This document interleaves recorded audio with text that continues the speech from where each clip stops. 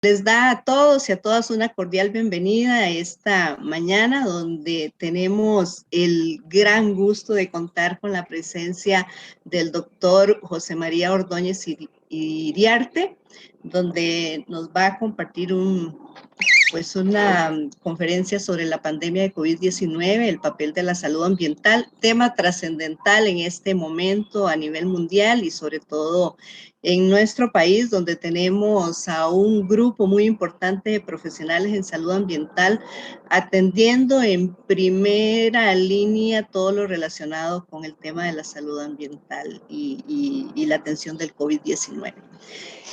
Como les decía, esta mañana en esta sesión inaugural tenemos al doctor José María Ordóñez Iriarte de la Sociedad Española de Sanidad Ambiental, Universidad Francisco de Vitoria. Quiero compartirles a todos y a todas ustedes un resumen del currículum del doctor Ordóñez, que es enorme, gigante, pero bueno, si lo comparto todo, creo que nos llevamos la mañana en eso. Así que voy a hacer un resumen, doctor.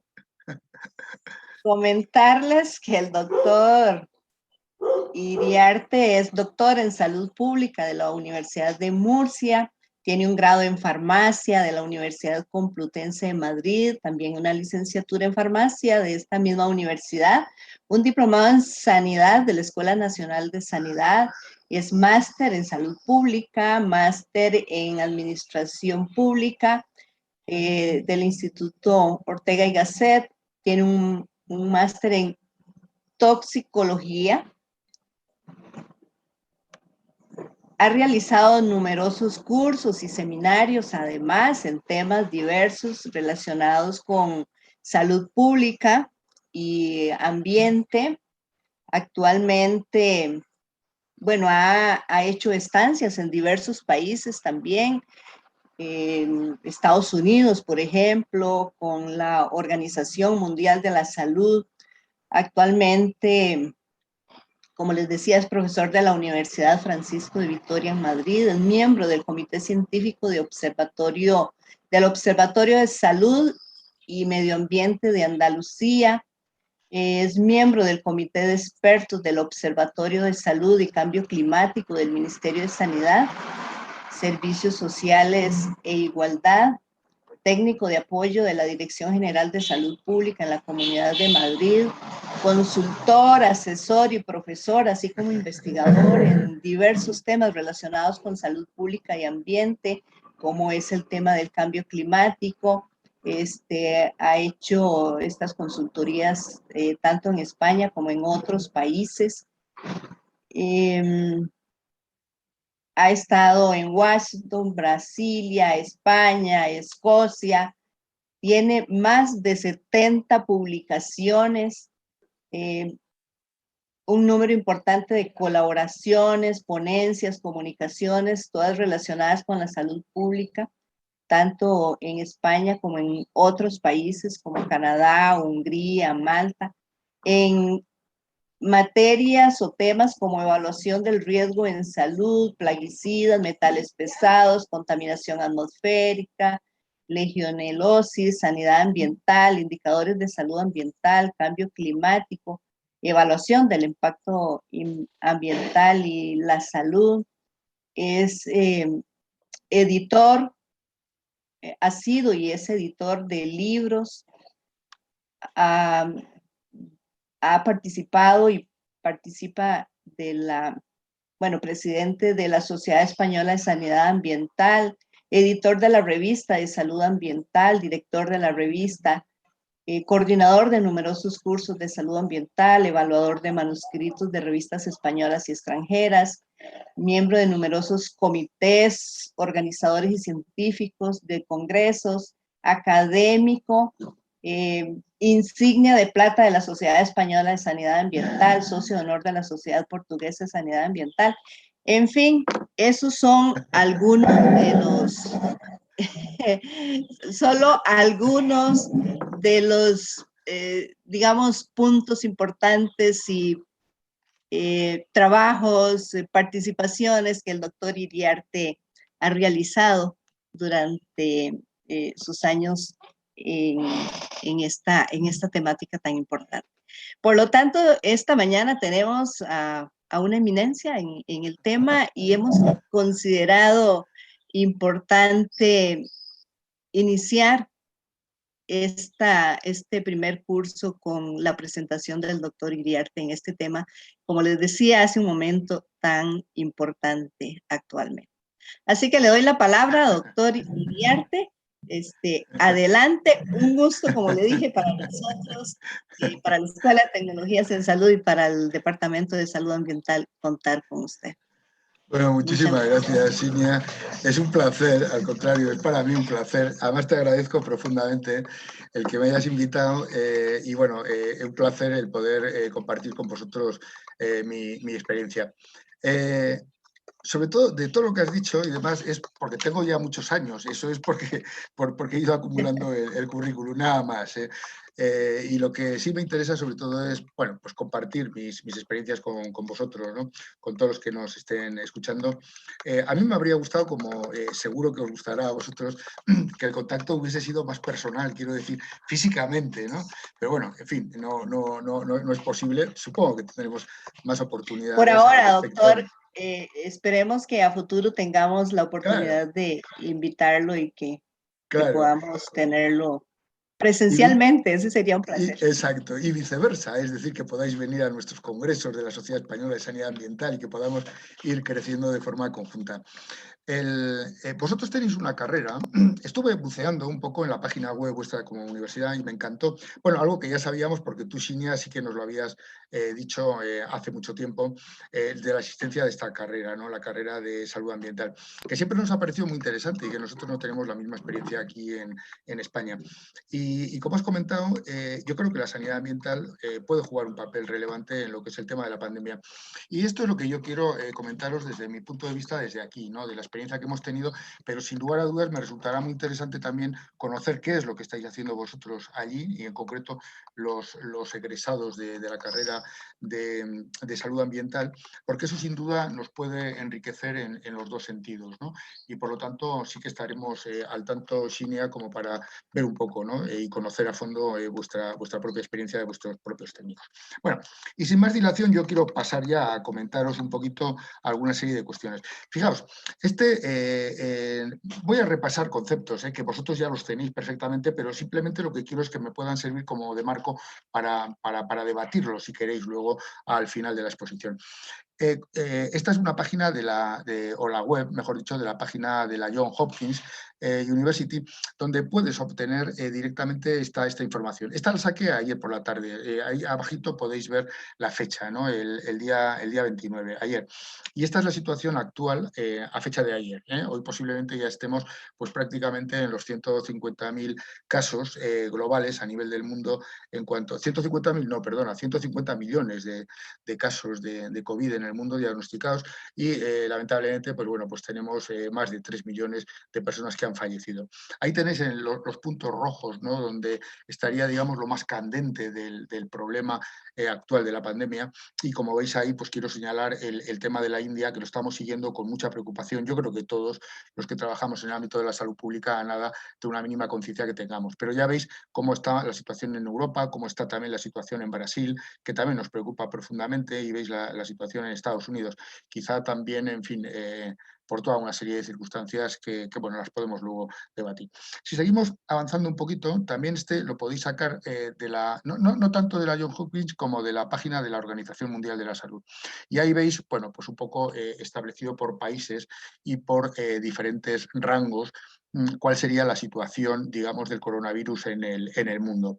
De tal forma que lo que podemos ver que es África, si quieres podemos señalar que, en fin, donde los datos, pues evidentemente van a estar muy desdibujados. Posiblemente sus sistemas de información de vigilancia epidemiológica no son tan robustos como los que podemos tener en otros países, como puede ser también el vuestro, y lógicamente pues queda desdibujado y posiblemente la realidad allí sea más dramática, ¿no? Bueno, vemos aquí todo lo que puede ser China, etcétera, ¿no? Donde de alguna forma lo que queda también es desdibujado, porque al ampliar a todo el país, bueno, China y Rusia, ¿no? Pues lógicamente los focos van a estar más concentrados en otra serie de puntos. Y luego pues vemos Estados Unidos, etcétera, ¿no? Y sobre todo pues en Sudamérica también la situación. He querido pinchar, y por eso la saqué así ya, habiendo pinchado directamente sobre Costa Rica, así me permitió ubicaros bien en el contexto, y entonces sale la cifra exacta, ¿no?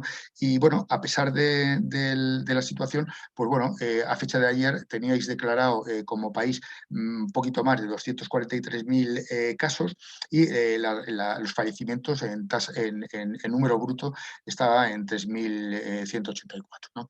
Bueno, esta es la situación, digamos, a fecha de ayer, y esto nos da una cierta dimensión.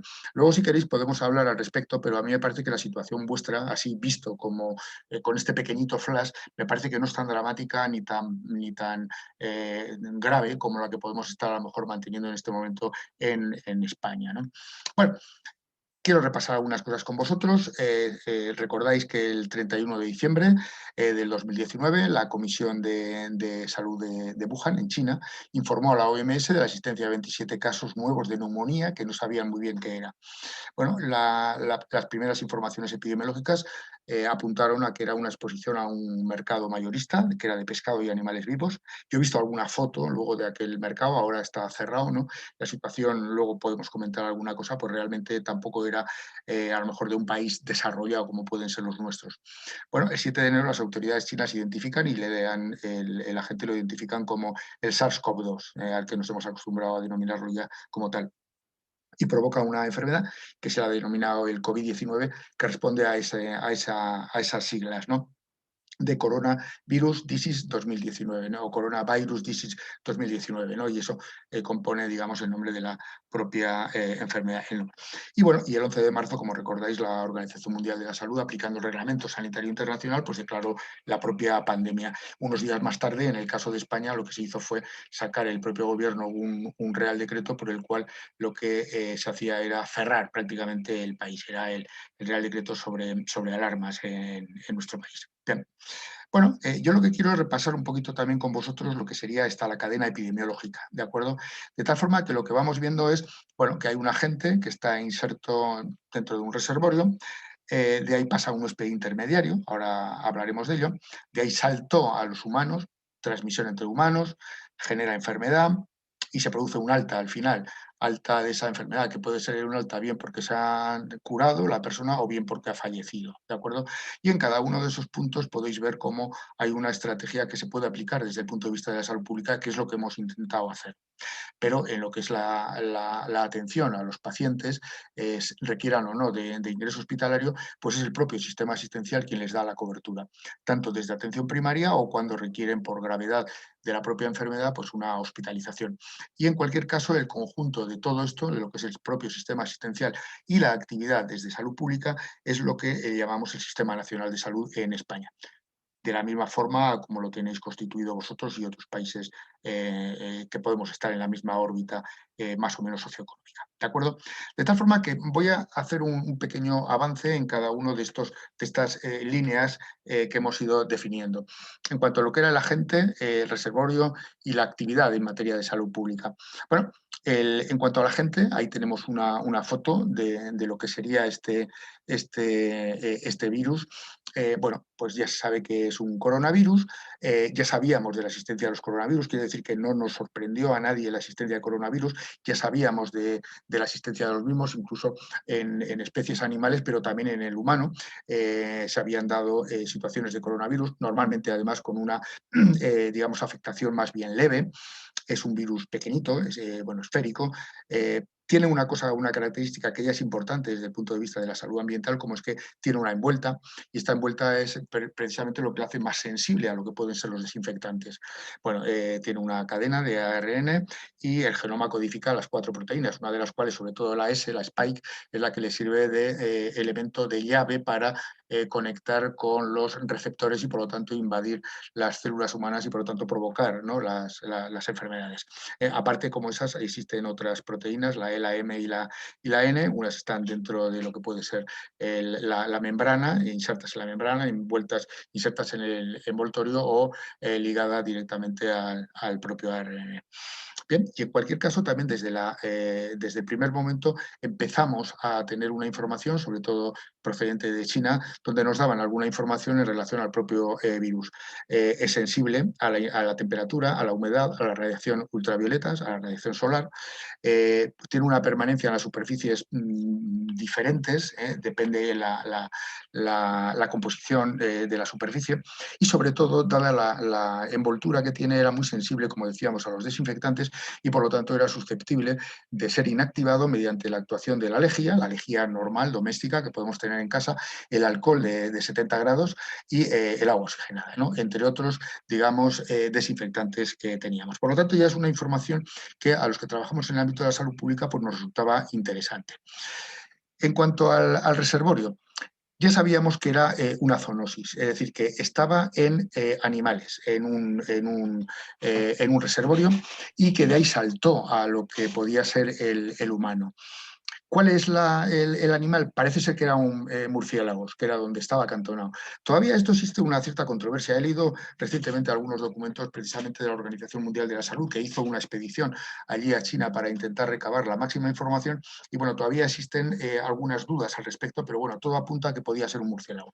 Y de ahí salta a lo que es un animal que yo desconocía totalmente. Mi ignorancia es infinita, a lo que era el pangolín. Traigo ahí una foto porque yo tuve que identificar el pangolín. ¿Y qué es un pangolín? Yo nunca lo había visto porque este animal no existe en mi país, ¿no? Con lo cual no lo conocía. Y resulta que es este animal, bueno, pues con unas características peculiares, ¿no? Y parece ser que tiene un gran comercio en todo lo que es Oriente y África, porque las escamas tienen además un uso en la medicina tradicional, el asma y el reumatismo. Fijaos, y esto me trajo a colación otro mito que existe, por ejemplo, en la medicina tradicional china, con respecto a lo que es el cuerno de los rinocerontes, que resulta que le atribuyen propiedades afrodisíacas, que no las tiene, pero sin embargo matan, asesinan a cantidad de rinocerontes precisamente para quitarles, extirparles el cuerno y con él hacer el polvo este mágico que parece ser que puede tener esas propiedades afrodisíacas precisamente por este tipo de cuestiones, ¿no? Bueno, ¿y por qué ha habido todo este salto? Bueno, aquí en España hay un centro, que es el Centro de Investigaciones, el Centro Superior de Investigaciones Científicas, que sacó un documento donde recopiló toda la información que existía vigente en ese momento. Estoy hablando de hace casi un año. Ya rápidamente empezaron a trabajar y intentaban dar respuesta a las demandas que teníamos desde salud. Y entonces hablaban del cambio climático y hablaban del cambio global, ¿no? El cambio climático no deja de ser una parcela más, la alteración de las condiciones ambientales, la caza, el comercio sobre todo de especies exóticas entre unos países y otros, etcétera, ¿no? Y todo esto, toda esta presión que vamos ejerciendo sobre el medio ambiente, sin duda lo que puede hacer y provocar es precisamente esto, ¿no? Estos saltos que ocurren desde especies como era el murciélago hasta otros animales que están ya más cerca a nosotros y por lo tanto hacen ese salto del hospedador directamente hacia el humano. Y fijaos, ¿qué puede hacer aquí la salud pública? Pues desde mi punto de vista podría hacer dos cosas. Algo que tampoco terminamos de tenerlo bien estructurado en nuestro país, en España. Una vigilancia de las enfermedades en los animales. Tanto los que tenemos nosotros en nuestras propias granjas, cerdos, vacas, ovejas, como a los animales salvajes. Sobre todo la fauna salvaje, esta que suele venir, ¿no? A través de las migraciones, etcétera. Porque disponer de un buen sistema al respecto sí que nos podría tener establecidas unos sistemas de alerta y de alerta y por lo tanto el poder prever lo que nos puede ocurrir. Y esto es algo que no lo tenemos, como digo, de una forma instaurada con potencia. Y luego, si habéis tenido la oportunidad de ver alguna de las fotos de lo que era el mercado de Wuhan, os habríais quedado sorprendidos, porque posiblemente eso no es la realidad ni de vuestro país ni del nuestro, ¿no? Y por lo tanto, ¿por qué? Porque nosotros en nuestro caso lo que tenemos, formamos parte de la Unión Europea y lo que tenemos es una agencia europea de seguridad alimentaria que es tremendamente potente y además fiscaliza que el trabajo que nosotros realizamos a través de nuestros técnicos de seguridad alimentaria pues se cumple con los estándares y con los requisitos que tiene establecida la propia Unión Europea. Y algo parecido puede hacer la FDA en Estados Unidos. Pero ¿qué es lo que ocurre en países como China o como África? Pues no todo es del color de rosa que nos gustaría, sino que a veces pues, las situaciones son mucho más deplorables y por lo tanto esos saltos que hablamos desde un reservorio a un huésped intermediario y desde el huésped intermediario al hombre, pues es mucho más susceptible y mucho más fácil de que pueda ocurrir. Por lo tanto, habría que empezar a hablar a lo mejor de lo que sería la salud global o la salud pública global y entonces empezar a transferir también conocimiento, criterios, rigores, etcétera, a todos estos países para que al final, aparte de ser solidarios con las propias situaciones, esto reportaría un beneficio a todos porque hoy, por ejemplo, alarmaba una investigadora española sobre que el fracaso de India, en este caso, ante la contención de lo que puede ser la pandemia, sería el fracaso de todo el mundo. Quiero decir, que no pensemos solo en clave de nuestro país, pensemos también en clave global, porque esto nos ayudará a poder defendernos mejor del conjunto de amenazas que podemos tener. Bueno, este es el esquema que quiero continuar sobre él. Y entonces ahora ya pasamos a lo que es la transmisión entre humanos. Sabéis que ha habido tres teorías y que en este momento están siendo ya, digamos, de alguna forma contrastadas y en algún caso refutadas. Fijaos, la vía más importante desde mi punto de vista y además en los últimos repasos que he hecho bibliográficos se sigue manteniendo es el contacto directo, ¿no? Digamos esas gotas que podríamos llamar las grandes y que se produciría a través de lo que es el contacto cercano, en una distancia menor a 2 metros. Al hablar, toser, estornudar, emitimos una serie de partículas en un rango muy amplio, pero serían las más grandes las que tendrían la posibilidad, digamos, de poder transmitir la propia infección. Por lo tanto, esa es la vía que de momento está marcada como prioritario por la Organización Mundial de la Salud. La segunda eran las fómites, es decir, esas superficies sobre las cuales pueden caer estas gotículas que exhalamos a través de hablar, gritar, cantar, estornudar, etcétera, como decíamos, y que pueden quedar sobre la superficie. Bueno, esto tuvo al principio una gran importancia, sin embargo, luego progresivamente se ha visto que esto tiene mucha menor importancia. De hecho, casi la descartan ya como una opción, ¿eh? Y la tercera, que está todavía en un gran debate, porque hay toda una serie de investigadores que están presionando a la OMS y sobre todo a los responsables de salud pública de los diferentes países, que son los aerosoles. En mi modesta opinión, y luego volveremos sobre ello, los aerosoles pueden jugar un papel importante en lo que pueden ser los espacios cerrados, siempre que no se respeten los aforos, siempre que no haya ventilación, siempre que no haya una limpieza y siempre que no haya la utilización de mascarillas. Pero si no se dan esas condiciones, pues lógicamente los aerosoles, digamos que desde mi punto de vista y hasta donde he leído, no tendrían una tanta importancia. Luego volveremos un poco sobre ello. Lo que sí es cierto es que la pandemia sí que ha señalado una cosa importante. Ha roto el paradigma de la transmisión de las enfermedades de aquellas partículas que eran capaces de tener más de 5 micrómetros o menos de 5 micrómetros. Ahora se ha roto ese paradigma, esa frontera de los 5, y lo que plantean es que hay, digamos, una secuencia muy amplia en todo lo que pueden ser los aerosoles y que tampoco hay una cifra mágica que separa las que de mayor riesgo de las de menor riesgo. Por lo tanto, hay que considerar que dentro de las que pueden tener una mayor capacidad infectiva serían las más grandes, pero sin definir, digamos, un estándar de referencia, sino que sería como un continuum, ¿no? Donde las más grandes en un rango más o menos amplio, serían las que tendrían una mayor capacidad infectiva versus las que tendrían menor capacidad infectiva, que serían las más pequeñas. Bueno, desde este punto de vista, en la transmisión, por lo tanto, ya se nos plantean alguna serie de opciones. La primera que se planteaba era, si usted si presenta síntomas, no acuda a los centros donde trabaja o donde, es decir, permanezca en casa para no contagiar. Plantea también, por el tema de la envoltura y por todo este tipo de cuestiones relacionadas sobre todo con lo que eran los fómites, lo que era la desinfección de superficies a través de la lejía doméstica, del agua oxigenada o el alcohol a 70 grados, ¿no? Y luego también en España pues, se pusieron en marcha toda una serie de viricidas porque se estaban utilizando con una cierta profusión y por lo tanto que fuesen viricidas que estaban autorizados directamente por la propia autoridad sanitaria, en este caso el Ministerio de Sanidad. Se hablaba de las medidas también de lavado frecuente de manos, con jabón, con geles hidroalcohólicos, el uso de mascarilla, la ventilación de los espacios, respetar los aforos para que se puedan mantener esa distancia y sobre todo pues no tocarse los ojos, etcétera, ¿no? Para que las mucosas no se viesen posibilitadas de poder. Y estas en el conjunto de medidas de prevención que supongo que en todos los países las hemos aceptado y las hemos puesto en marcha desde las autoridades sanitarias porque eran las más eficaces desde el punto de vista de evitar lo que podría ser la propia transmisión. Bien, hay dos valores que conocéis perfectamente y por lo tanto voy a pasar por ellos por encima, ¿no? Que es uno, el número básico de reproducción, que es el número de personas que se verían afectadas por la exposición a una persona que estuviese infectada y que nos da un número, una dimensión de cuál es la gravedad de la transmisión de la propia enfermedad.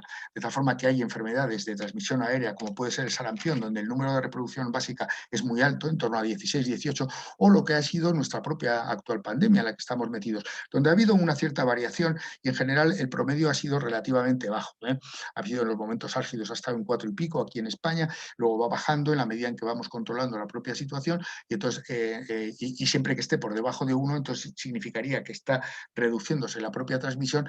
Si está por 1 o por encima de 1 es que se está manteniendo o está incrementándose. Lo importante es atacar a este número básico precisamente para lograr el que esté por debajo de 1 y por lo tanto tengamos controlada la situación. Y una de las medidas más eficaces pues fue efectivamente cuando se estableció la situación de alarma en España, pues el mantenernos confinados en nuestras viviendas y por lo tanto tener el menor contacto posible. Y lo otro sería la tasa de ataque secundario, que fundamentalmente se ha dado en los entornos donde ha habido un mayor contacto estrecho. Ámbito familiar, fundamentalmente, y luego en el tema de las residencias de mayores, que como sabéis en el caso de España es donde soportaron el mayor impacto en términos de mortalidad. Bien, si seguimos avanzando, podemos dar ya algunos aspectos epidemiológicos muy concretos con respecto a la enfermedad. El virus tiene un periodo de incubación medio de 5 a 6 días, con un rango de 1 a 14. La transmisión la capacidad de transmisión de la infección en los pacientes es ya 1 o 2 días antes de que manifiesten los síntomas. De ahí la gran importancia que tenía tener identificados a los asintomáticos. Y luego la duración de la enfermedad va a depender. Va a depender, en los casos leves va a ser pequeña, de unas 2 semanas. En los casos graves, pues puede ser de 3 a 6 o incluso más. Hay pacientes que afortunadamente a lo largo o tras un periodo de hospitalización de varios meses han logrado remontar y salir, y hay otros que lamentablemente, incluso habiendo estado un periodo largo en el hospitalario, pues lamentablemente no han podido remontar y han fallecido. De ahí que al principio de la pandemia resultaba tremendamente interesante poder contar con pruebas PCR para poder detectar asintomáticos. Yo no sé cuál fue la situación en Costa Rica, la situación en España y en parte de Europa era que el acceso a este tipo de pruebas o a las mascarillas, en lo que fue el plato fuerte, la primera ola fuerte en el mes de marzo, abril del año pasado, marzo, abril, mayo del año pasado, pues estuvimos en una situación de una cierta precariedad, ¿de acuerdo? Era importante identificar los contactos estrechos para precisamente hacer cuarentena con ellos, sobre todo aislarlos, ¿no? A lo que eran los enfermos y por otro lado los que eran contactos estrechos, establecer la cuarentena. Bueno, en estos gráficos lo único que quería plantear era cuál era la carga vírica, ¿no?, que podía tener una persona. Pues fijaos, los más graves pues prácticamente tienen una carga vírica muy alta a lo largo del periodo de tiempo.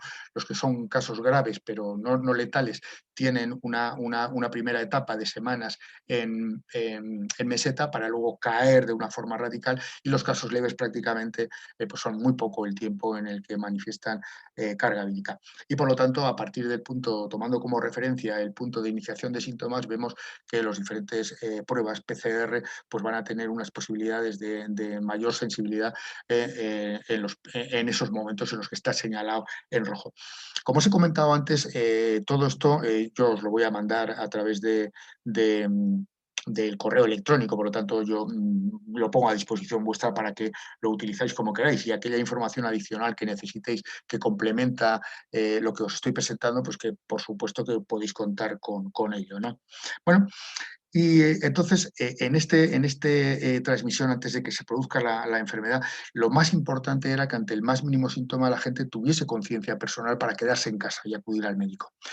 En el caso de, yo también soy profesor en la Universidad Francisco de Vitoria de aquí de Madrid, pues teníamos establecido un protocolo y por supuesto que teníamos muy claro que tanto nosotros como cualquier persona de la universidad o cualquier alumno que presentase un mínimo síntoma, rápidamente lo que tenía que hacer era decirlo, quedarse en su casa, avisar al médico, y teníamos establecido un perfecto protocolo.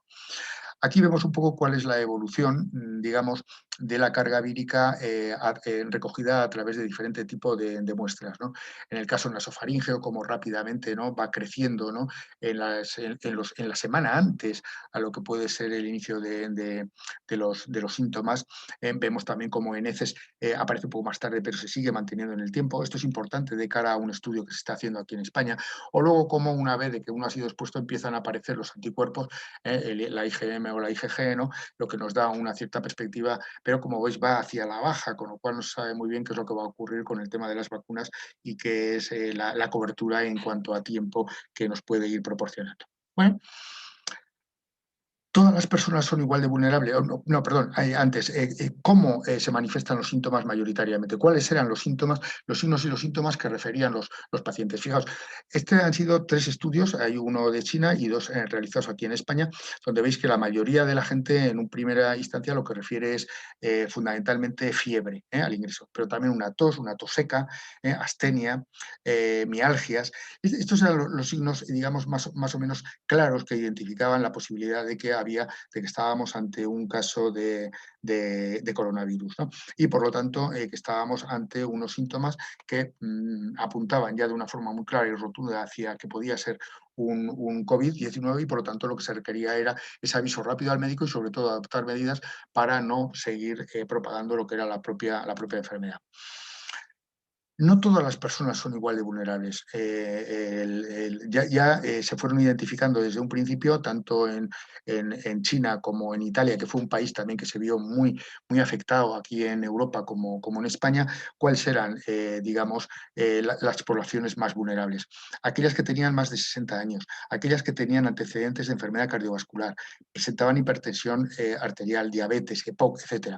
¿Y sabéis lo que ha ocurrido en esta tercera ola, sobre todo en estos últimos meses? El patrón ha cambiado ligeramente y sobre todo eran las personas con obesidad mórbida las que se han visto tremendamente más afectadas e incluso ha ido reduciéndose la edad de contagio, quizá entre otras cosas porque bien por el efecto cosecha a lo mejor, pero sobre todo también porque ha habido una actitud muy curiosa por parte de nuestros jóvenes. No sé lo que ha ocurrido en Costa Rica, pero aquí ha habido un cierto relajo y un cierto desprecio a lo que era la afectación, desde el sentido de sentirse jóvenes y por lo tanto inmunes a esta enfermedad y por lo tanto no eran conscientes de que sin embargo podían tener la enfermedad, a lo mejor ser asintomáticos, pero no por ello dejar de a lo mejor vehicularla y transmitirla a sus personas mayores con las que convivían, ¿no? Este ha sido, digamos, uno de los temas también relevantes. Es decir, en qué medida ha habido una conciencia individual de protegerse ellos para proteger a los demás. Y este concepto a lo mejor es interesante luego y me gustaría conocer un poco cuál es la opinión y la sensación que tenéis vosotros como profesionales de salud pública también de lo que ha ocurrido en vuestro país. Bueno, como en todos los países, vosotros también tenéis, bueno, pues ante la enfermedad, ante sus síntomas, etcétera, lo que se hace es una notificación. Hay unos protocolos muy concretos para recabar esta información precisamente para tener establecidas las pautas, tanto para lo que sería el conocimiento de cuál es el número de afectados, como en lo que serían las diferentes actuaciones que hay que hacer con cada uno de los pacientes que son identificados como tales. No solo los pacientes, como digo, sino también los contactos que son más estrechos. Bueno, tenemos una red de vigilancia a nivel de España, la tenemos fragmentada o segmentada en diferentes comunidades autónomas, 17 que tenemos en España, pero todas vamos reportando directamente a lo que puede ser el propio ministerio, que es el que recababa esta información y era el que marcaba, digamos, las pautas siguiendo un poco las propias orientaciones que tenía la Organización Mundial de la Salud. Bien, este es el esquema que nos hemos planteado y estamos llegando, digamos, a la parte final, ¿no? Si hemos visto que no todas las personas son igual de vulnerables, también lo que ocurre es que la gravedad de la enfermedad se ha presentado con diferentes rangos. Ha habido personas que no han requerido ni tan siquiera hospitalización, han podido ser tratados directamente en casa con unos signos y con unos síntomas más bien leves. Otros han requerido hospitalización, otros han requerido manejo directamente en la UCI, en las unidades de urgencia hospitalaria y lamentablemente pues claro, no todos han podido salir, por lo tanto luego hablamos de letalidad del conjunto de personas que habiendo estado enfermas han fallecido. Y esto han bailado mucho los números aquí en España y ha sido una política de fondo. Quizá porque en la primera parte lo que ocurría era que no teníamos la posibilidad de poder identificar a las personas como enfermas. Se tenía la sospecha, pero los diagnósticos de mortalidad no siempre estaban vinculados directamente a lo que era la propia enfermedad, con lo cual muchos fallecieron y posiblemente se tenían que haber considerado como tales, pero lamentablemente pues bueno, no se tuvo en consideración ese tipo de cuestiones y aunque los datos que tenemos a fecha reciente, ¿no? Hablamos de en torno a 70.000 personas fallecidas en España, pues posiblemente la cifra esté rondando más cerca de los 100.000, como dicen algunos de los estudios epidemiológicos. ¿De acuerdo? De tal forma que quizá a lo mejor si habéis tenido oportunidad de acercaros a través de los medios de comunicación o de algún medio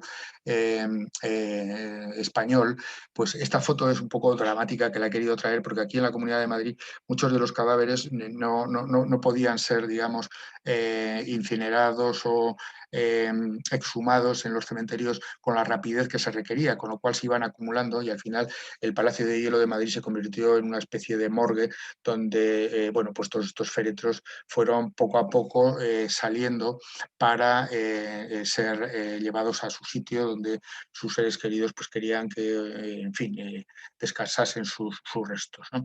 Y esto es lo que nos dio una dimensión, yo creo que bastante clara desde el punto de vista social de la gran magnitud y el impacto que estaba teniendo esta pandemia. Bien, y a partir de aquí lo que quería compartir con vosotros sería algunas reflexiones, ¿no? En mi opinión, y lo digo públicamente en todos los sitios y por lo tanto permitidme que también os lo diga aquí, la salud pública española hemos fracasado estrepitosamente.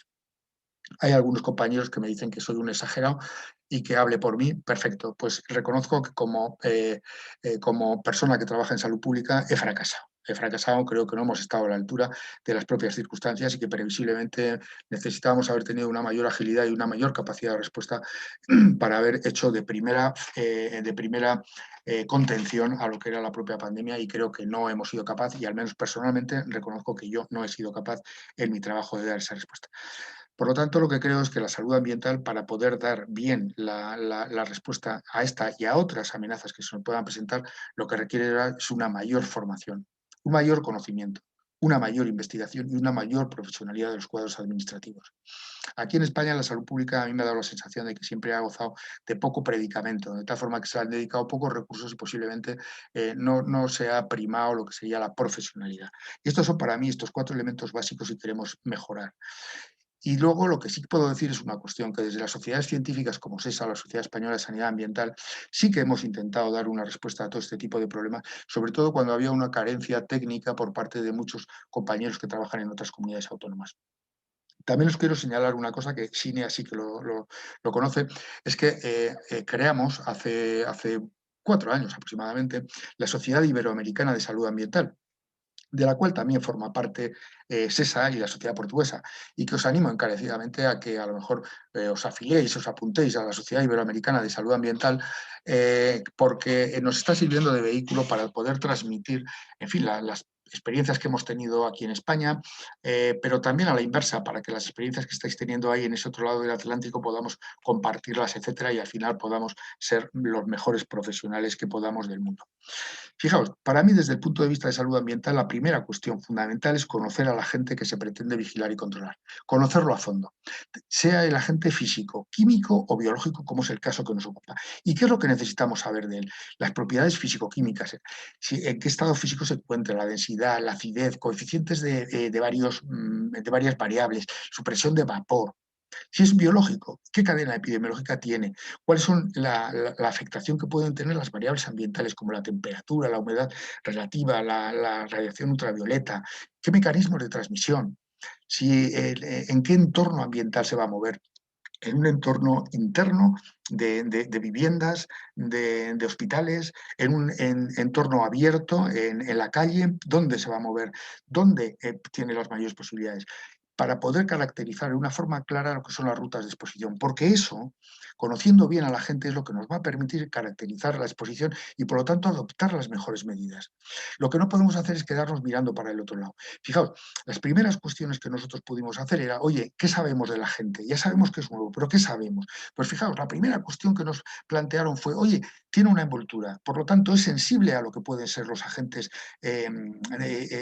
oxidantes, a los agentes desinfectantes. Bueno, pues ya era un punto de vista. Luego ya vimos que también había otra serie de variables y por lo tanto nosotros desde salud pública y desde salud ambiental es lo primero que debemos conocer. Por eso lo que os señalaba anteriormente, fijaos, volviendo a aquella transparencia anterior, Empezamos a conocer a través de la literatura científica que era sensible a la temperatura, a la humedad, como digo, a la radiación ultravioleta, sobre todo a la ultravioleta.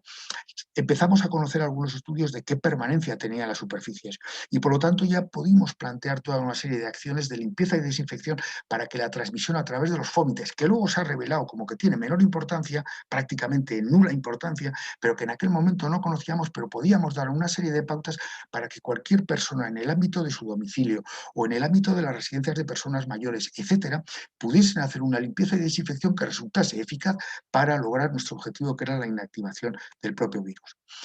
Este fue el protocolo que elaboramos en la Comunidad de Madrid, que afortunadamente nos sirvió de marco de referencia para que otras comunidades autónomas lo tuviesen en consideración.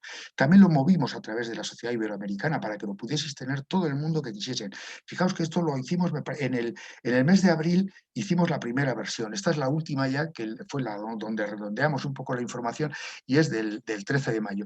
Pero la primera versión, la versión 1, la hicimos en el mes de abril, con lo cual esa ya pudo circular y podían tener una serie de pautas muy concretas, no solo con lo que era la propia limpieza, sino incluso con respecto a lo que eran unas normas generales individuales de higiene personal, pero también de ventilación, donde ya le dábamos una cierta preponderancia.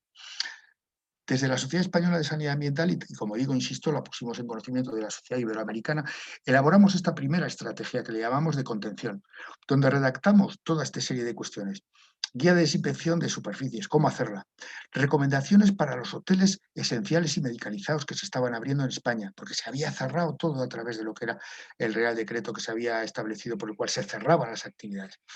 Emergió una problemática con el tema de los ozonizadores, con el tema de los túneles de lavado, no sé si en Costa Rica lo tuvisteis, o con las cabinas de radiación. Se pretendían hacer auténticas salvajadas por parte de personas que te vendían ozonizadores, túneles de lavado. Tuvimos que parar todo esto dando los criterios técnicos científicos que recomendaban su no utilización. Dimos pautas muy claras de que se podía beber el agua, no había ningún riesgo, y con las aguas residuales tampoco había ningún tipo de problema. Que se hiciese y se efectuase una prevención de legionelosis. Ahora veremos por qué. Al estar confinados en los hogares, los niños estaban en casa más tiempo, por lo tanto, podían producirse accidentes en el hogar, y máxime cuando se pretendían hacer unas limpiezas y desinfección donde a veces se mezclaban diferentes productos. Hablamos también de calidad del aire interior, hablamos del tema de la ventilación y hablamos del tema de los vectores, en todos esos primeros documentos. Por lo tanto, dimos una serie de pautas. Este es un compañero y amigo que desde el Consejo General de Colegios Farmacéuticos, en colaboración con nosotros desde la Sociedad Española de Sanidad Ambiental, sacó este documento para que cualquier persona, en cualquier domicilio, en cualquier casa, aunque tuviese el muy poco nivel cultural, pudiese preparar la lejía que tiene, la lejía doméstica, para que alcanzase aquella concentración suficiente como para poder inactivar el virus en las limpiezas de las superficies. Por lo tanto, este fue un documento que también nos encantó y lo pudimos vehicular, ¿no? Cómo preparar con la lejía doméstica que tiene una concentración, cómo hacer esa dilución para que usted pueda tener 1 litro de lejía ya diluida, de preparada, para poder hacer la limpieza de las superficies y demás. Preparamos toda una serie de infogramas, en este caso con el Colegio Oficial de Farmacéuticos de Madrid, donde dábamos toda una serie de pautas muy claras para que la gente evitase en lo posible tener accidentes en el hogar. Nosotros éramos conscientes de que hay gente de que puede mezclar la lejía con el vinagre, claro. Y entonces, ¿qué es lo que nos produce? Gas cloro. La lejía con el amoníaco, se nos forman cloraminas, o la lejía con el alcohol etílico, que nos pueden formar gases como cianhídrico, cloroformo. Por lo tanto, decíamos, no mezcle, utilice la lejía, es suficiente, no mezcle, ¿no? Con lo cual, esto eran pautas que podíamos dar precisamente para evitar todo esto. Y también dimos otra serie de recomendaciones, sobre todo pensando en los niños que podían estar trasteando en casa, aunque esto puede ser genérico al margen de estar confinados en los domicilios, ¿no? Tener cuidado con los fuegos, con los braseros, etcétera y demás, ¿no? En fin, toda una serie de pautas que nos parecían que eran importantes para hacer una buena prevención de accidentes en el ámbito del hogar.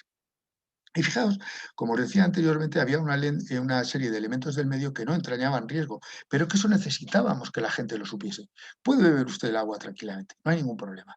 El agua de abastecimiento en la Comunidad de Madrid está garantizada en cuanto a sus niveles de cloración, no tenga ningún problema en beberla. Las aguas residuales son recogidas a través del Sistema Integral de Saneamiento, no tenga ningún tipo de problema. Haga una limpieza de los aseos diariamente y sobre todo después del uso de las personas, sobre todo si son personas que están afectadas.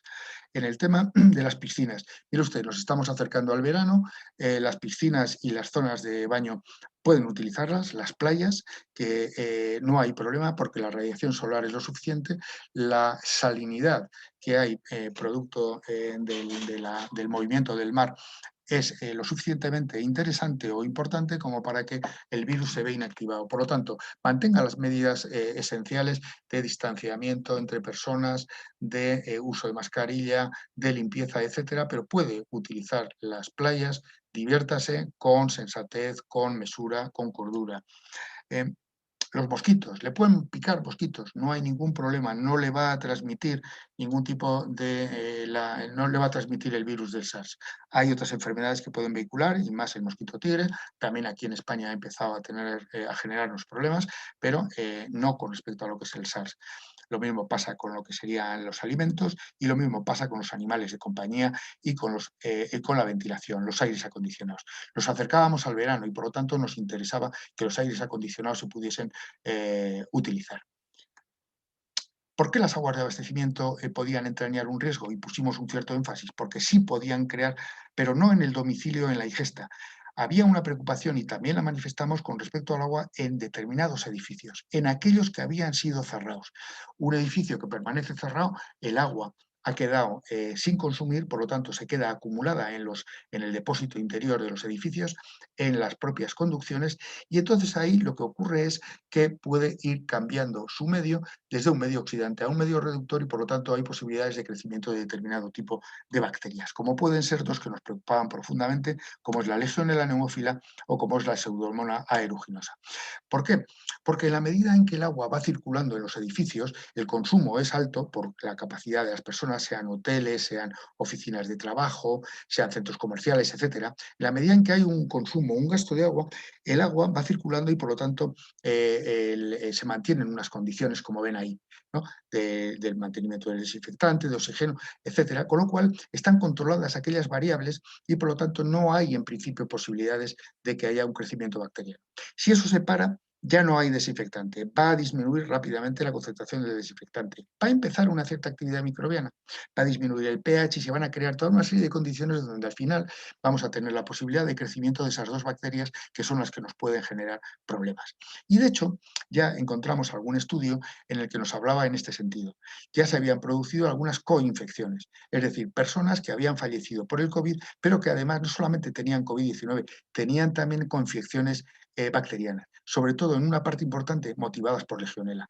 Y además, al ser la legionela también con una afectación respiratoria, pues lógicamente lo que tenían era una potencia de sinergia o una cierta sinergia. De ahí nos importó mucho desde el principio en que se prestase una atención importante a lo que fuese el control de la legionela y sobre todo en aquellos edificios donde había personas sensibles. Bueno, y este era el caso donde también encontramos información con respecto a lo que eran escuelas que habían cerrado, se reabrían y dado que se había habido esa contención de no consumo de agua, por lo tanto se había quedado en lo que eran los depósitos internos y las conducciones, que en esa reapertura se tuviese en cuenta lo que podía ser el crecimiento de legionela. Bueno, también desde la Sociedad Española sacamos un documento de situación de desconfinamiento. Fijaos, y el plan de actuación ya venía incluso marcado por la propia Unión Europea, donde decía que pusiésemos especial énfasis en las personas mayores, en las residencias de mayores, donde estaban los grupos más vulnerables.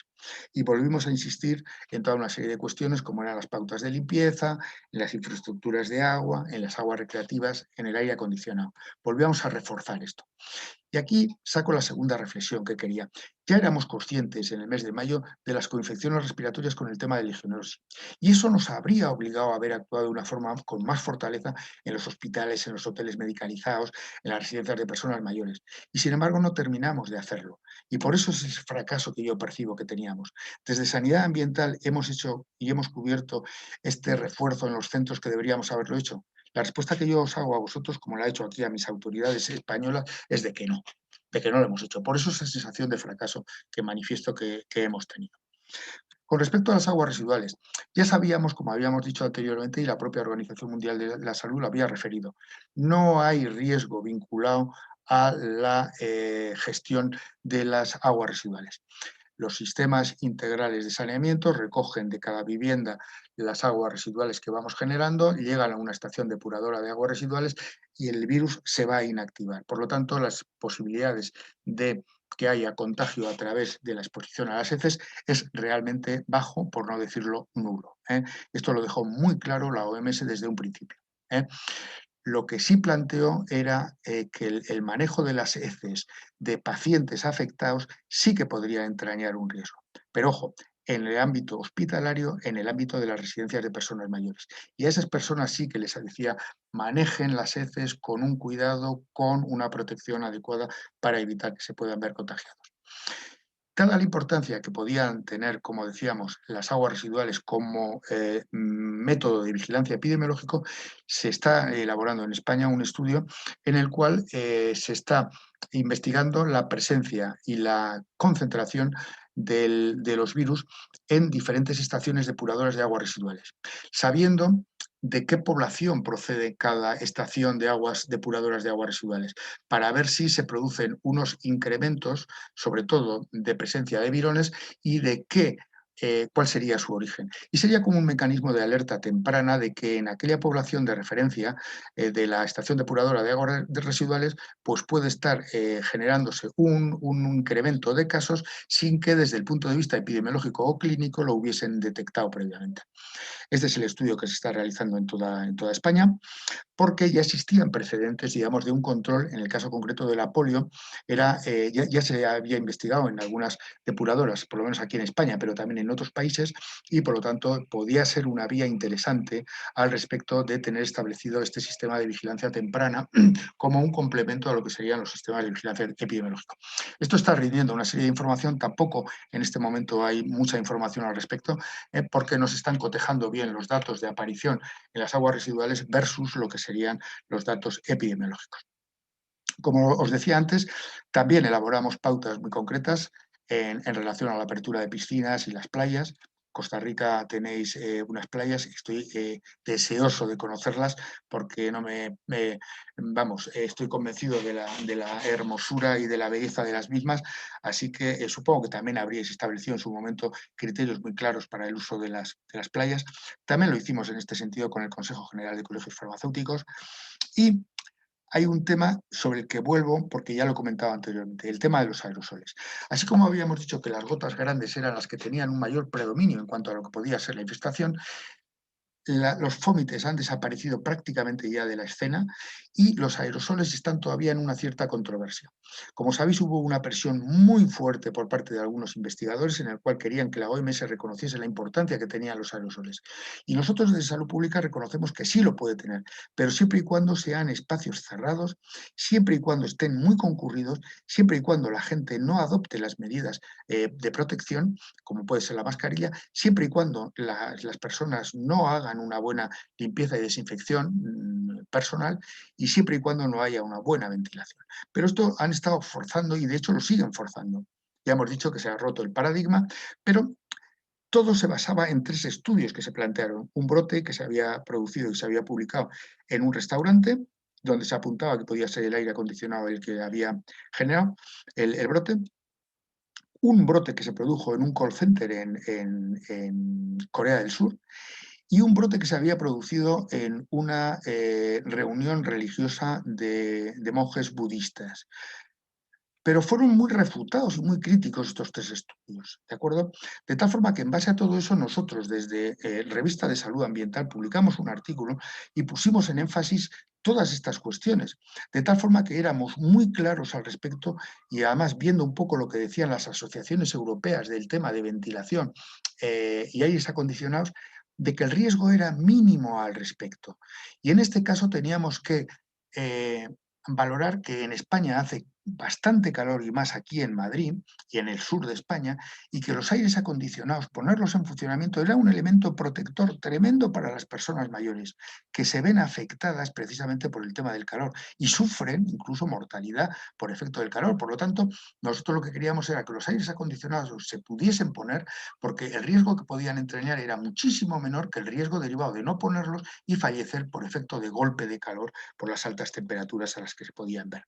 Y en este sentido sacamos algún posicionamiento, incluso público, ya a los medios de comunicación, con otra organización de salud pública, SESPAS, donde manifestábamos todo esto. Esto fue en el verano, pero llegó el invierno. No tanto el invierno, llegó el mes de septiembre. las universidades y los centros escolares aquí en España se abren. Y entonces hubo un artículo que tuvo mucho eco, el de Lidia Morasca, que es una investigadora australiana o de Nueva Zelanda, no me acuerdo, no sé si es australiana, donde firmaron este artículo con 239 investigadores, algunos de ellos españoles, diciendo que los aerosoles eran la culpa de toda la transmisión y estuvieron presionando y presionando al respecto. Bueno, y este artículo, la OMS mantuvo el pulso.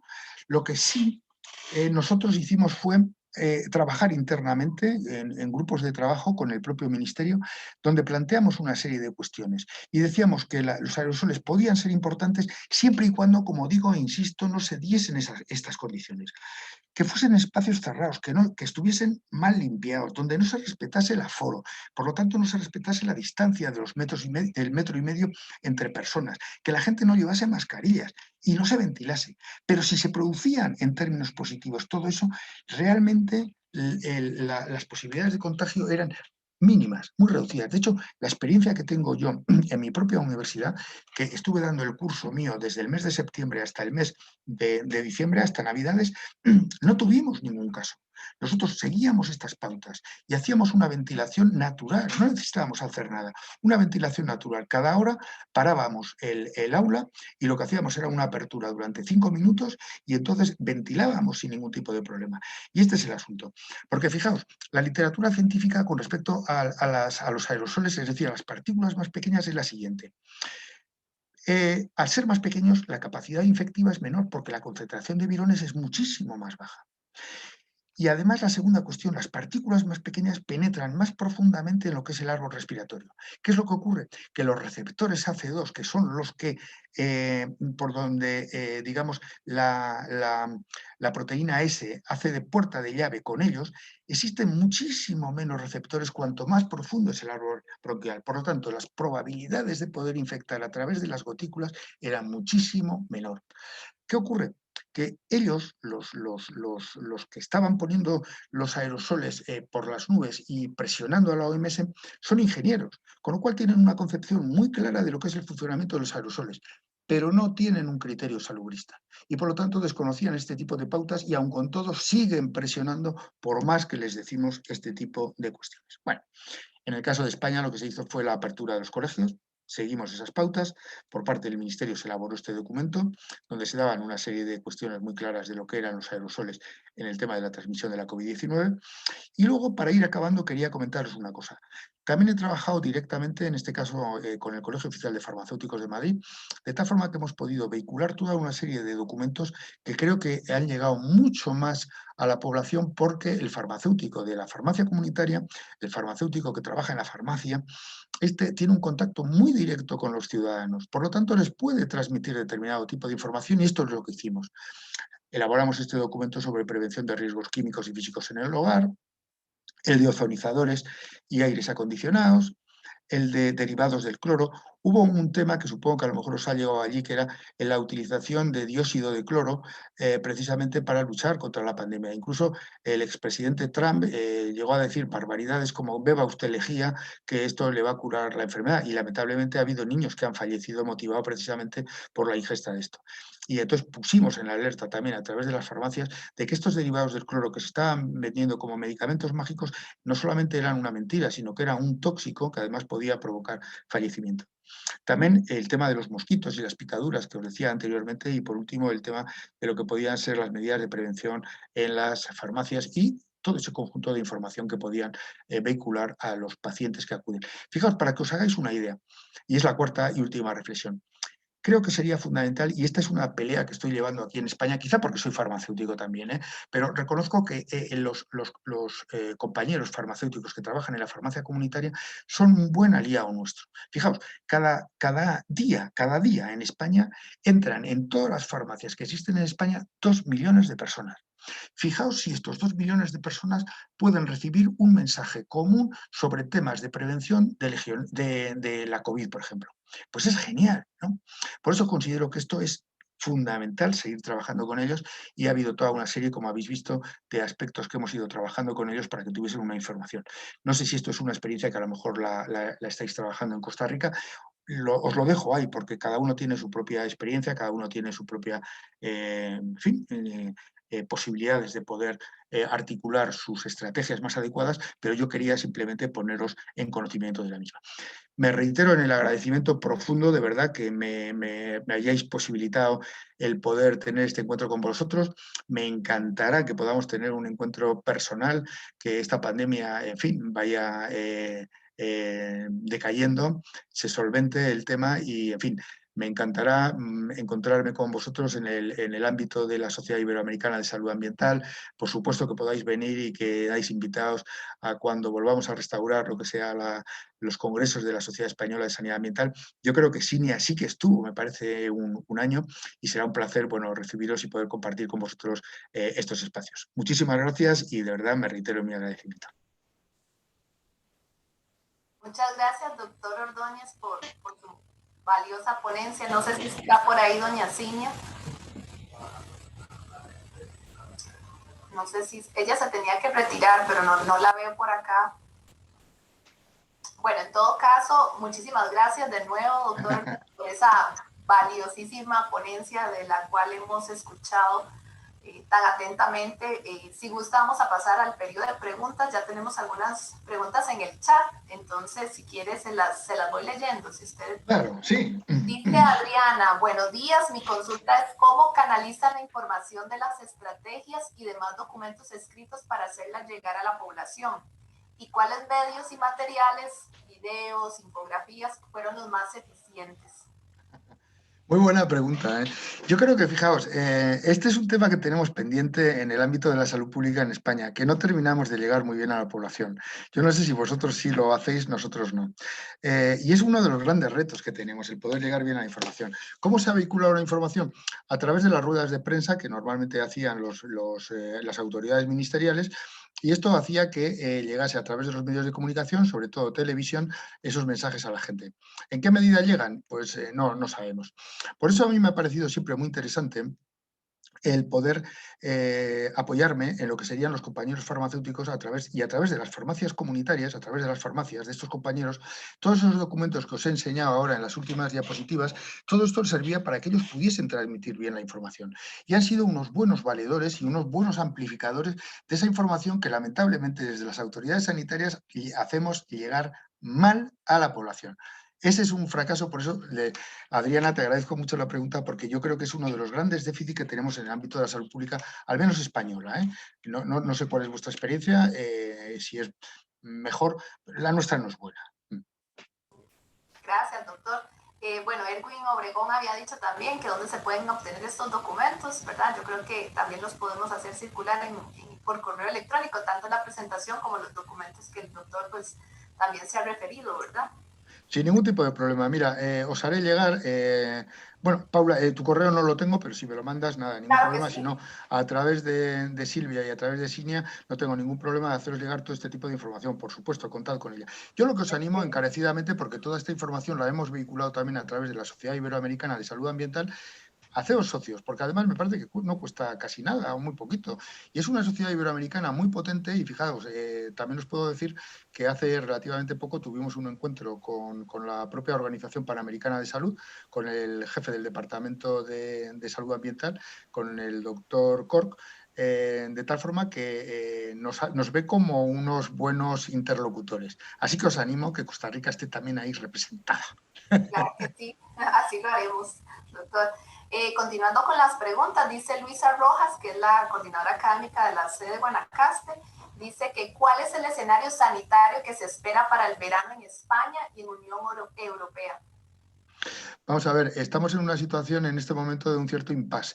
Comenzó muy fuerte lo que era la vacunación, pero en este momento, como sabéis, en concreto hoy mismo, hace un rato, ha habido una reunión por parte de los responsables de salud pública de España y han comentado que de momento se paralizaba lo que era la vacunación con AstraZeneca, lo que es la segunda dosis de vacunación. Por lo tanto, este avance que estábamos teniendo de forma sustancial en el tema de la vacunación se va a ver un poco demorado.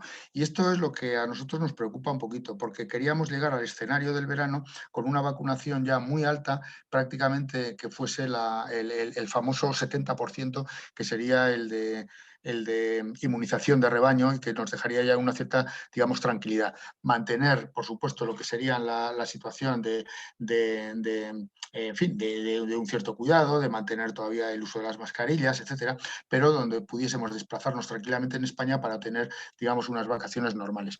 Entonces, de momento hay un cierto parón. Vamos a ver qué es lo que pasa en estos días y qué es lo que ocurre con un estudio que se está arbitrando sobre la segunda dosis de vacuna AstraZeneca y luego qué remesas de vacunas nos llegan por parte de otros laboratorios diferentes a los que estamos en este momento teniendo, ¿no? Que serían AstraZeneca, Pfizer y Janssen. Entonces, en la medida en que se vayan incorporando más vacunas, creo que esto nos llevaría a una situación de más normalidad, pero tenemos que ver cuál es la respuesta que tenemos por parte de los laboratorios farmacéuticos. De acuerdo, muchas gracias. Dice Ricardo Morales Vargas, es un docente del departamento, dice, considerando las dos hipótesis, gotículas y aerosoles, ¿existe el concepto o consenso sobre dosis infectiva? ¿Es aplicable el concepto? ¡Ay! ¡Qué buena pregunta! Pues la verdad que yo creo que no. No he encontrado yo cuál sería la dosis infectiva real. Yo creo que no hay todavía un cierto consenso al respecto. Supongo que tendría que cuantificar de forma muy clara, ¿no?, de cuál sería esa dosis, pero en este momento yo no he encontrado ningún artículo al respecto. Es muy buena la observación que haces. Ese sí posiblemente nos daría una pista muy clara para ver cuál es la gravedad, sobre todo de los aerosoles. Sí se han encontrado aerosoles con la presencia de partículas virales, pero en unas concentraciones bajas. ¿Cuál es la concentración, la clave? Esa sería la cuestión y es una excelente pregunta la que me haces, Ricardo, pero no he encontrado yo en la literatura científica al respecto la respuesta. Lamento no poder darte una respuesta. Gracias. Dice André Bustamante, comenta por acá, ¿qué avances de política pública y arreglos institucionales en el aparto estatal de la salud pública son necesarios para la prevención a futuro de enfermedades de origen zoonótico? Bueno, yo creo que hay una estrategia interesante a nivel mundial, ¿no? Lo de One Health, ¿no? Yo creo que esto es lo que nos debe hacernos replantearnos. Yo creo que hay muchos aspectos que deberíamos replantearnos, ¿no? Yo creo que cada país hemos vivido un poco cerrados en nuestro mundo. Nosotros tenemos nuestros problemas, Francia tiene el suyo, vosotros tenéis el vuestro, es decir, cada uno se solucionaba sus problemas. Las fronteras se han roto. Desde el punto de vista de la salud pública, las fronteras se rompieron. Lo que es una economía global significa una ruptura de fronteras. Por lo tanto, los problemas ya son globales. No podemos permanecer insensibles a lo que está ocurriendo ni en Brasil ni en India. Por lo tanto, yo hablaría del concepto de One Health. Yo hablaría del concepto de salud global. Salud global, que eso lo que significa es que el problema que hay en el brote por ejemplo, de ébola en República del Congo, no puedo permanecer insensible a ello. De hecho, recordáis que hace unos años aquí en España tuvimos algún caso de ébola. Algunos casos fueron importados y otros se produjo aquí. ¿Por qué? Porque vivimos en un mundo globalizado.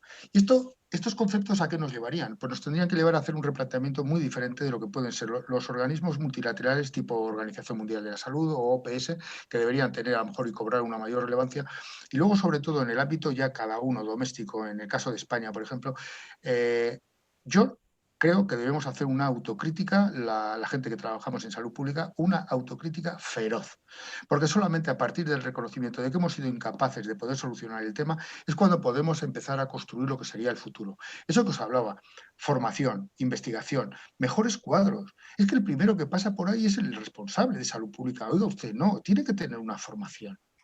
Entonces, ha sido muy relegada, al menos en España, lo que era la salud pública, a personajes políticos con una carencia de una mínima formación en materia de salud pública. Eso no puede ser. Quizá esas son unas coordenadas en las que creo que deberíamos transitar. Muchas gracias, doctor. Dice María Ángel, y creo que por había otra pregunta similar de otro estudiante, que quiere preguntar cómo puede ser parte de la Asociación Iberoamericana de Salud Ambiental. Pues muy fácil. Os mandaré el contacto de la sociedad. De todas formas, si en Google os metéis y ponéis Sociedad Iberoamericana de Salud Ambiental, os va a salir la página. Hay una página web y seguro que allí está canalizada la posibilidad de hacerse socios. Y la cuota es muy pequeña, ¿no? Ok, perfecto. Muchas gracias. Bueno, Daniel nos comenta que muchas gracias por la exposición, muy buena. Y también pues que quisiera que se le comparta la presentación. De todas maneras estamos colocando ahí que nos coloquen sus correos para hacerles llegar toda la presentación y los documentos anexos. Dice Marianela Rojas Rodríguez, que también es docente del departamento, que cuál es el principal reto que deriva de los aprendizajes que hemos obtenido en la pandemia en la formación profesional de los salubristas ambientales. Bueno, fíjate, yo creo que en España la gente que trabajamos en el ámbito de la salud ambiental, estamos haciendo una salud ambiental, les molesta mucho que lo diga, y también lo digo aquí, Les molesta mucho a mis compañeros que diga lo que os voy a decir, pero yo creo que es cierto. Estamos haciendo la salud pública y la salud ambiental del siglo XIX. Entonces yo lo que les digo, tenemos que cambiar, tenemos que empezar a hacer la salud pública y la salud ambiental del siglo XXI. ¿En qué tenemos que cambiar? Nosotros tenemos una salud ambiental y una salud pública muy burocratizada. Lo que tenemos es un marco legislativo para la calidad del agua, para la calidad de las piscinas, para la calidad de no sé qué, y entonces lo que hacemos son inspecciones para ver que se cumpla el marco legislativo. Bueno, ¿eso es importante? Sí, pero no tanto. ¿Qué es más importante? Tener un conocimiento perfecto de las cuestiones. ¿Qué es lo importante? Lo que os decía en una de las transparencias. Lo primero que queremos y necesitamos saber para abordar cualquier tipo de problema es conocer bien a la gente. No si nos planteamos de que no puede haber plomo en el agua en más de 10 microgramos por litro, vayamos a la legislación y digo, tiene más de 10, esto es un problema. No, que sepamos qué es el plomo, por qué está allí, cuáles son las características que tiene, cuáles son las afectaciones que tiene, por qué está, cuál es la ruta de exposición, por qué se encuentra, cómo puedo reducirla. Todo ese tipo de cuestiones que no nos preguntamos. Simplemente lo que decimos es, ¿cumple? No cumple. Esa burocratización nos ha debilitado tremendamente y por eso estamos muy cerrados. Entonces, ¿cuál es lo que yo me planteo? ¿Cuál es el aprendizaje que salgo de aquí? Formación, muchísimo mayor. Investigación, incorporar la investigación a lo que puede ser la actividad de la función pública. ¿Por qué no? ¿Por qué no? Ya lo hemos hecho y lo seguimos haciendo. Y una mayor profesionalización. Este tipo de cuestiones son fundamentales. Fijaos, la gran mayoría de los que trabajamos en el ámbito de la salud ambiental en España somos farmacéuticos, por una historia que tenemos acumulada detrás. Pero también hemos incorporado biólogos, hemos incorporado veterinarios, hemos incorporado otro tipo de profesionales. No tenemos la carrera que tenéis ahí en Costa Rica, la carrera de salud ambiental, pero una carrera como esa pues también enriquecería. Nosotros lo que tenemos muy claro es que nosotros pertenecemos al ámbito de la salud pública y que por lo tanto nuestra estrategia de actuación va encaminada a la salud pública y por lo tanto tenemos que conocer salud pública. No solamente centrarnos en si la legislación se cumple o no, sino que tenemos que saber salud pública y eso implica abrir horizontes mentales y de formación. Muchas gracias, José María. Vamos a dar chancecito a un par de preguntas más. Dice Yamilet Astorga, también docente del departamento, dice, una de las medidas aplicadas por el sector salud es el lavado de manos. ¿Qué opinas de este lavado con agua mejorada, pero no agua potable? En Costa Rica tenemos asegurada la calidad potable en el servicio de abastecimiento de agua. No obstante, en muchos países de América se tiene ese rezago. Qué buena pregunta. Vamos a ver, es que tendría que conocer cuáles son las características de ese agua que le llamáis mejorada, ¿no? Claro, aquí el lavado de manos era fundamental y sigue siendo fundamental, ¿no? Claro, el agua es potable en el 99,99% de las veces, ¿de acuerdo? Viene con unos niveles de cloración, por lo tanto, incluso nosotros éramos más partidarios de no utilizar geles o hidrogeles, sino, oiga, lávese las manos con jabón. Eso es suficiente, inactiva perfectamente el virus. No sé qué calidad de agua tiene el agua mejorada de la cual me hablas. Necesitaría saber cuáles son las características. Si me puedes dar alguna pista o... Yamilet, no sé si quieres hacer una réplica de lo conversado. Sí.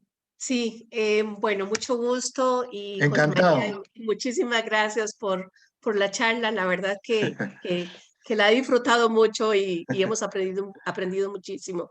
No, en realidad, en América Latina, muchos de los países reportan y reportamos las coberturas de abastecimiento de agua.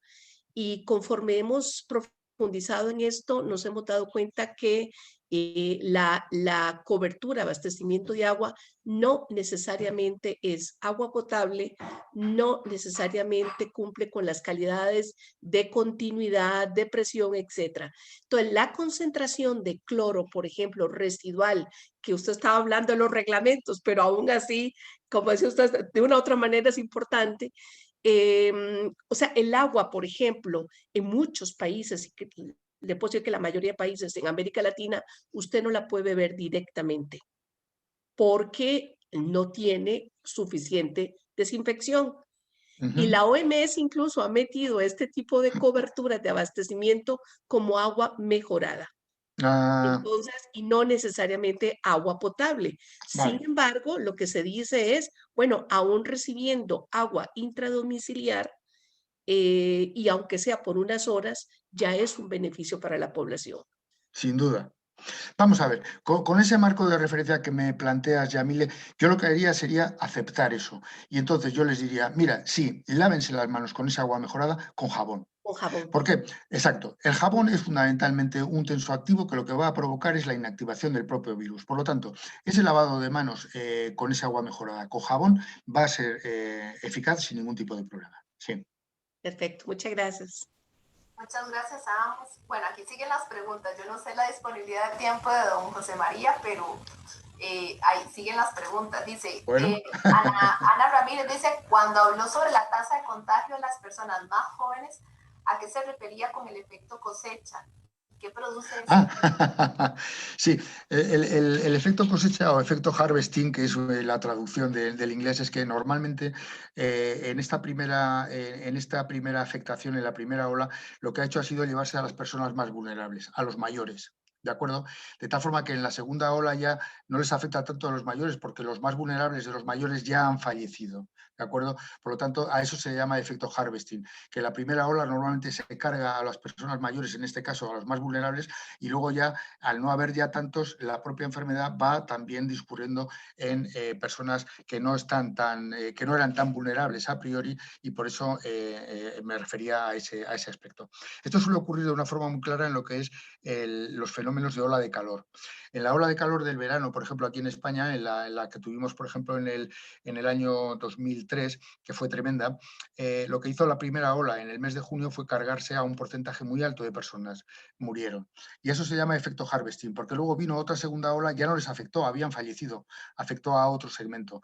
Y entonces parece que da la sensación como que no ha sido tan fuerte el efecto de la ola de calor. No, es que ya habían fallecido todos aquellos que estaban siendo vulnerables. A eso se le llama el efecto harvesting o efecto cosecha. No sé si le dejo clara la contestación. Esperemos que sí. No sé si está la compañera Ana, me parece que se llama. Ok. Tenemos otra pregunta de Andrés Jiménez, docente. Dice, hola, muchas gracias por la exposición. ¿Cómo hacer posible esa salud global en un mundo marcado por las desigualdades multidimensionales? ¿Cómo lograr trascender las buenas intenciones discursivas? Gracias. Sí, mira, tremendamente interesante. Fíjate, me encanta la pregunta. A mis alumnos, que les doy la asignatura de salud pública, lo que les encargo es que a lo largo del curso, en pequeños grupitos, tienen que elaborar diferentes temas. Entonces, a algunos les encargué ese tema, salud global.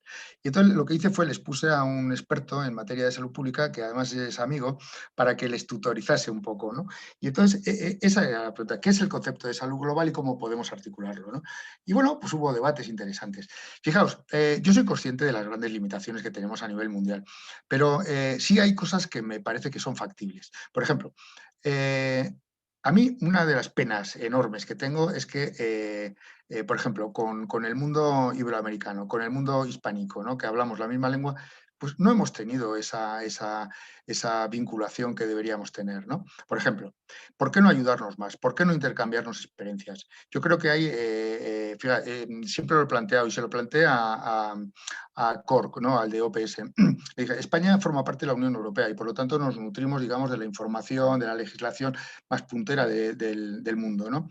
pero y no podemos hacer un poco de puente con respecto a lo que está ocurriendo en Iberoamérica, no podríamos tener una mayor interrelación, no para enseñaros nosotros nada a vosotros, al contrario, para intercambiarnos experiencias y para que viésemos un poco cómo podemos colaborar precisamente para ir consiguiendo todo esto, ¿no? Fijaos, las desigualdades existen en los propios países, esto es inevitable, y yo creo que la pandemia está poniendo de manifiesto todo este tipo de cuestiones. Dentro de España existen desigualdades y dentro de la Comunidad de Madrid existen desigualdades. Luchar contra ellas es uno de los objetivos de la propia salud pública, pero luego también tenemos que trascender y a lo mejor, mira, este tipo de encuentros a través de sociedades iberoamericanas, etcétera, lo que nos pueden hacer es crear puentes como para intentar conseguir estos avances, ¿no? Porque al final lo que nos encontramos son personas con unas sensibilidades, yo creo que muy parecidas, que precisamente lo que nos pueden posibilitar son este tipo de cuestiones. No creo que estos sean cuestiones que se puedan resolver de un plumazo y ya, ¿no? Pero porque los intereses son tremendos, ¿no? Pero bueno, yo creo que son trabajos a muy largo plazo, pero que poco a poco deberíamos ir sembrando para ir construyendo, ¿no? Ese es mi sueño, ¿eh? El sueño ideal, sí. Gracias, José María. Vamos a hacer sí, ya un par de preguntas más. Dice Edwin Obregón, dice, ¿con qué frecuencia recomienda usted realizar los monitores o monitoreos, no sé, enladar o petar para aportar a la vigilancia epidemiológica en la identificación del SARS-CoV-2 en aguas residuales, visto desde la salud ambiental? No sé si te he entendido bien la pregunta. Perdóname, Paula. Dice, ¿Con qué frecuencia? ¿con qué frecuencia recomienda usted realizar, me imagino que son los monitoreos, para aportar a la vigilancia epidemiológica en la identificación del SARS-CoV-2 en aguas residuales? No recuerdo exactamente, pero me parece que están haciendo en este momento de forma semanal las tomas de muestras y los análisis. De forma semanal creo que lo están haciendo en un número determinado de estaciones depuradoras de España y toman una serie de muestras. Exactamente el número no sabría decírtelo, ¿no? Pero intenta que sea, claro, representativo de lo que puede ser cada una de las estaciones depuradoras y la frecuencia creo que es semanal, ¿eh? No te lo puedo garantizar con totalidad, pero casi seguro te juraría que sí, ¿eh? Sí, es que me imagino que decía petar. La petar aquí es la planta de tratamiento de aguas residuales, Claro, claro. la más grande de Centroamérica. Entonces, pero decía Perdóname, enlar o petar, pero sí, son los perdóname, claro. monitoreos de SARS-CoV en plantas de aguas residuales. Y por último, don José María, hay un comentario de Catherine Mulate, bueno, comentario con pregunta, dice, acá en Costa Rica, debido al aumento de casos, hay más conferencias de prensa, noticias, información por redes sociales y demás. Me preocupa la histeria colectiva que hemos visto últimamente. ¿Qué recomendaría aconsejarle a todas estas personas, al menos cercanas, que se encuentran en esa preocupación constante? Bueno, ¿qué te voy a decir? Aquí en España os he comentado, ¿no? Yo creo que no hemos sabido comunicar bien las cosas a la población y esto lo que genera al final es, bueno, pues una cierta crispación. Eh, Desde mi punto de vista, lo que creo es que las autoridades sanitarias tienen que manifestar bien los mensajes, de tal forma que a la gente le queden claros los mensajes, ¿no? Esto es lo primero. Segundo, hacerla responsable de esos mensajes. Eh, que ellos deben asumir ese mensaje precisamente porque no es solamente un beneficio para sí, sino que tiene repercusiones en primera instancia en su entorno inmediato, en la familia, en su entorno de amigos y en tercero en su entorno más social, ¿no? Esa sería la segunda cuestión. Y la tercera, hay que combatir de una forma radical a los negacionistas. Pero la forma mejor de combatir a los negacionistas es precisamente con esa buena información que debemos dar desde las autoridades sanitarias. Ese sería, digamos, desde mi modesto punto de vista. No soy un experto en comunicación en absoluto y habría que hablar posiblemente con la gente que se dedica al tema de comunicación de riesgos y posiblemente ellos podrían matizar mucho más lo que estoy comentando. Pero yo creo que sobre todo tiene que haber mensajes claros de alguien que sea autoridad dando esos mensajes, que sean creíbles y que si se cambian en un momento determinado los mensajes para otro tipo de pautas, que se expliquen por qué se han cambiado, ¿no? Si no, eso acaba confundiendo a la gente y al final lo que ocurre es, pues bueno, pues un desprestigio y un fracaso. Bueno, yo creo que, no sé si hay más preguntas, me parece que no. Hay una lista de correos electrónicos a los cuales les vamos a hacer llegar la información. Bueno, antes de darle el pase también a mis compañeras para hacer el cierre, pues definitivamente creo que algo positivo que le podríamos ver a la pandemia, si se puede decir, del COVID-19, es que yo creo que nos reafirma definitivamente que el ser humano no está separado de su entorno natural, ¿verdad? Que a veces, a menudo vemos o ponemos a los seres humanos al final de una cadena, ¿verdad? O algo totalmente aislado, y no es así, ¿verdad? Somos parte de una red, ¿verdad? De relaciones intrínsecas y una red compleja, ¿verdad? Que es difícil de entender, pero que ahí están, ahí estamos, y ahí están los patógenos que muchas veces pues no conocen esos límites ni esas direcciones, ¿verdad? En que se va identificando todo este tipo de afectaciones. Incluso hace poco pues estuve leyendo un informe de un panel de biodiversidad de la ONU, me parece que fue del año pasado, donde se hablaba que se estimaba básicamente que 1.7 millones de virus no se han descubierto, ¿verdad? O sea, que hay 1.7 millones de virus no descubiertos en animales, ¿verdad? Y entonces yo me puse a reflexionar que definitivamente cada año estamos más expuestos a enfermedades infecciosas, ¿verdad? Y que muchas de esas enfermedades emergentes, pues definitivamente son causadas por microbios o patógenos de origen animal, ¿verdad? Entonces, haciendo esa reflexión, ¿verdad? Al respecto, yo decía, bueno, con la pandemia del COVID-19 realmente es algo inevitable. Pues las respuestas las encontraremos según hemos reflexionado sobre este tema, ¿verdad? Pero definitivamente, como dice el doctor, creo que mejoraremos como sociedad y como planeta, ¿verdad? En la medida que reduzcamos ese riesgo de pandemias, si este conocimiento se extiende también, no solamente a la comunidad y a la sociedad civil, sino también a los gobiernos, a los tomadores de decisión, en fin, que es un esfuerzo, ¿verdad?, que todos deberíamos pues, realizar. Voy a darle la palabra a mi compañera Luisa Rojas, de la sede de Guanacaste, que quiere referirse a algunas palabras. Luisa. Claro, agradecer primero a José María por el tiempo, por compartir este espacio, que este espacio pues, nos permitió como reflexionar cuál es el escenario que se vive en España, y también saber que de alguna u otra forma el compartir los conocimientos, las experiencias, los avances en investigación es que nos va a fortalecer, porque tal cual como lo decía Paula, los retos sanitarios que se vienen para los próximos años y el que estamos enfrentando en este momento, yo considero que es como un inicio, ¿verdad? Y en este inicio, el compartir nuevamente estos aprendizajes, experiencias y avances es lo que nos va a permitir salir adelante. Y además que en el proceso de formación de los y las estudiantes, tener estos espacios también yo creo que fortalece y además permite afianzar, o sea, el hecho del por qué nuestra profesión es necesaria en este mundo. Sin lugar a dudas. Muchas gracias, Luisa. No sé si Silvia está por ahí, Silvia. Si quieres referirte a algo. No sé si doña Silvia regresó. No, creo que no. Pues no, muchas gracias, José María, por la apertura, por aguantarme tanto estos días de coordinación y por darnos esa oportunidad, y ojalá que sí logremos vincularnos más y trabajar más en este proceso, porque yo sí creo que esta puede ser la enfermedad X, pero no sé si estamos preparados para la Y, la Z y todas las que vienen.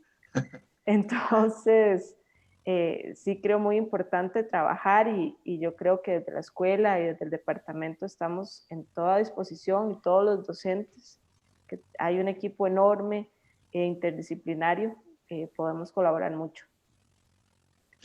Muy bien, ha sido un placer de verdad el poder compartir con vosotras, y además espero eso, ¿no? Como, yo no sé, a mí hay una película que me encanta, que supongo que la conocéis, Casablanca, ¿no?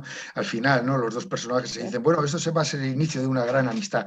No, pues bueno, yo creo que sí, que sin lugar a dudas puede ser el inicio de una gran amistad como para poder seguir colaborando y trabajando, y de verdad es un placer y os agradezco que me hayáis dado esta oportunidad. Muchas gracias, José María. No, de esta manera agradecemos a todos los que nos acompañaron en esta charla. ¿Sí? ¿Quién fue? Es que por aquí estoy. Perdón. Ay, No lo había visto. Adelante. A ver si me regala un momentito nada más para... No la había visto. Sí, adelante.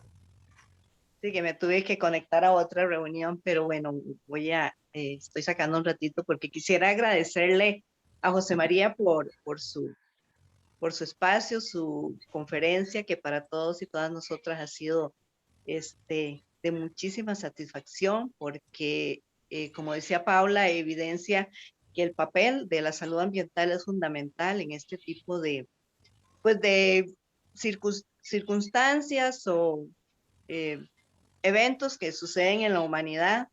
Y al respecto de algunas preguntas que hacía José María, yo quiero comentarle dos cositas. Y una es que a raíz de la pandemia aquí en Costa Rica, el Ministerio de Salud, a partir de una especie de acuerdo que hace, envía a un grupo y contrata a un grupo importante de profesionales en salud ambiental para que atienda lo, digamos, concerniente a la pandemia desde el punto de vista de la salud ambiental. Entonces tenemos un grupo grande de profesionales que están trabajando ahorita atendiendo el tema de la pandemia.